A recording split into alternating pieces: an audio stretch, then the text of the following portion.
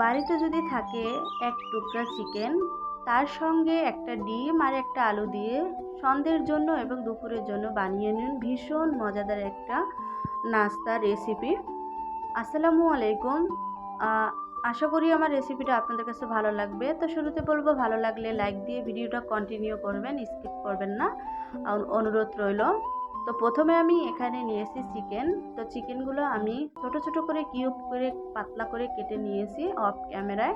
আমি ভিডিও বড় হয়ে যাবে দেখে একদম মানে কাটা ওগুলো দেখাইনি, আপনারা তো দেখলেই বুঝতে পারবেন আমি কিভাবে চিকেনটা কেটেছি। তো চিকেনগুলো কিন্তু আমি সুন্দর করে ধুয়ে একদম পানি ঝরিয়ে নিয়েছি, কোনো রকম চিকেনে পানি নেই। আর এখানে আমি নিয়েছি একটা আলু। আলুটা আমি অফ ক্যামেরা খোসা ছাড়িয়ে কিউব করে কেটে নিয়েছি পাতলা করে। চেষ্টা করবেন আলুটা যেন কিউব করে কাটা হয়, একদম পাতলা করে, তাহলে যখন ভাজবেন তখন এই নাস্তাটা একদমই আলুগুলো সিদ্ধ হয়ে যাবে। তো এখানে আমি এখন একটা ডিম নিব।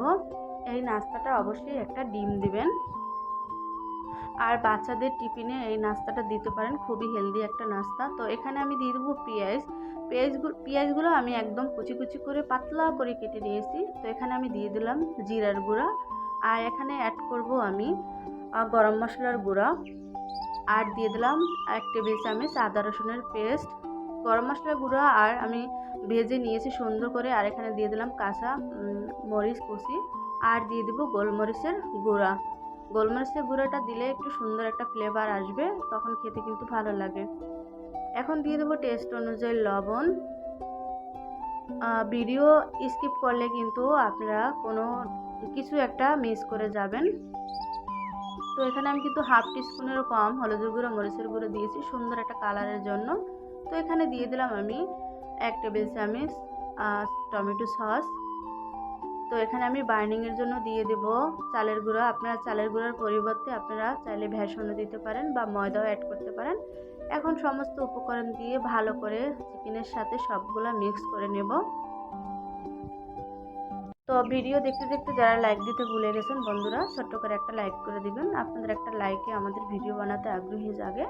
আর সম্পূর্ণ ভিডিও দেখে যদি আপনাদের কোনো জায়গায় একটুও ভালো লেগে থাকে, অবশ্যই চ্যানেলটা আর আমার ভিডিওটা বেশি বেশি করে শেয়ার করে দিবেন। তো দেখুন আমি কিন্তু সুন্দর করে একটু মেখে নিব যেন আলুটা একদম নরম হয়ে যায়। এভাবে করে আমি ভালো করে মানে একটু বেশি করে আর কি জোর জোর করে আর কি মিক্স করে নেব। তো আপনারা তো দেখলেই বুঝতে পারতেছেন। তো আমার কিন্তু মিক্স করা শেষ, এবার এটা চলে যাব আমি ভাজতে। তো চুলাতে প্রথমে আমি কিন্তু একটা প্যানে পর্যাপ্ত পরিমাণ তেল গরম করে নিয়েছি, ওটা অফ ক্যামেরা। এখন আমি এখানে দিয়ে দেবো ছোট ছোট করে তারপরে চিকেনগুলা।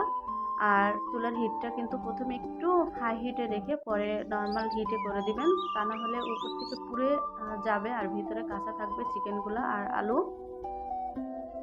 দেশ এবং দেশের বাইরে থেকে যারা এই মুহূর্তে আমার ভিডিওটা দেখছেন তাদেরকে অসংখ্য ধন্যবাদ। আর নতুন বন্ধুরা যারা এখনও আমার চ্যানেলটা সাবস্ক্রাইব করো নাই, প্লিজ সাবস্ক্রাইব করে বেল আইকনটা প্রেস করে রাখবে। তো আমি এভাবে সবগুলা দিয়ে দিব, আর বাকিগুলো আমি অফ ক্যামেরায় ভেজে নেব। এবার আমি একটা মানে একটু সুন্দর করে উল্টে দেব। কথা বলতে বলতে কোথাও যদি ভুল হয়ে থাকে প্লিজ ক্ষমা দৃষ্টিতে দেখবেন। তো এভাবে কিন্তু আমি লো হিটে ভেজে নেব, একটু ধৈর্য সহকারে ভেজে নেবেন। ভাজতে ভাজতে সুন্দর একটা ফ্লেভার আসছে। আপনারাও বাসায় অল্প একটু চিকেন দিয়ে বাচ্চাদেরকে এভাবে ভেজে দিবেন, তারপরে মেহমান আসলে তাদেরকে এভাবে একটা বিকেলে ঝটপট নাস্তা করে দিতে পারেন। তো দেখুন কত সুন্দর কালারটা হয়েছে। এভাবেই আমি সবগুলা ভেজে নেব। আমার চ্যানেলে আমি সব সময় সহজ রেসিপি দিয়ে থাকি, বন্ধুরা চাইলে আমার চ্যানেলটা আপনারা একটু ভিজিট করে দেখতে পারেন। আশা করি আমার প্রতিটা রেসিপি আপনাদের কাছে ভালো লাগবে। আর বাজেট ফ্রেন্ডলি রেসিপি দিয়ে থাকি সব সময় আমি। তো দেখুন কালারটা কিন্তু একদম সুন্দর চলে আসছে, লাল লাল কালার। এভাবে আমি সবগুলো নাস্তা ভেজে নেব। আপনাদের কাছে আমার এই রেসিপিটা কেমন হয়েছে অবশ্যই কমেন্টের মাধ্যমে জানাবেন। আর কোন রেসিপি চান সেটাও একটু জানাবেন, তাহলে আপনাদের আমার জানার মানে আমি জেনে আপনাদের জন্য তৈরি করতে পারবো। তো আমি এভাবে কিন্তু যেগুলো হয়ে গেছে ওগুলো আমি তুলে নিলাম, বাকিগুলো আস্তে আস্তে করে আমি ভেজে তারপর তুলে নিব। তো দেখুন তেল ঝরিয়ে নিলাম।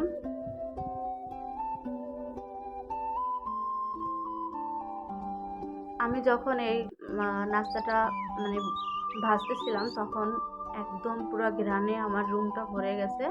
মানে এত ভালো লাগে এই চিকেনের সাথে আলুর যে নাস্তাটা। তো আমি এভাবে ভেজে তারপরে সবগুলো তুলে নিব।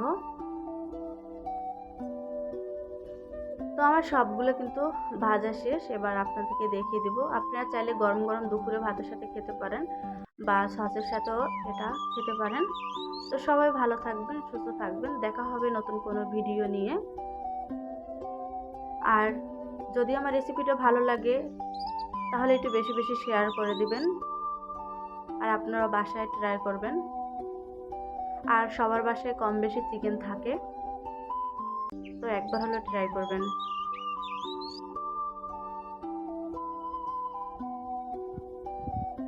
আল্লাহ হাফেজ।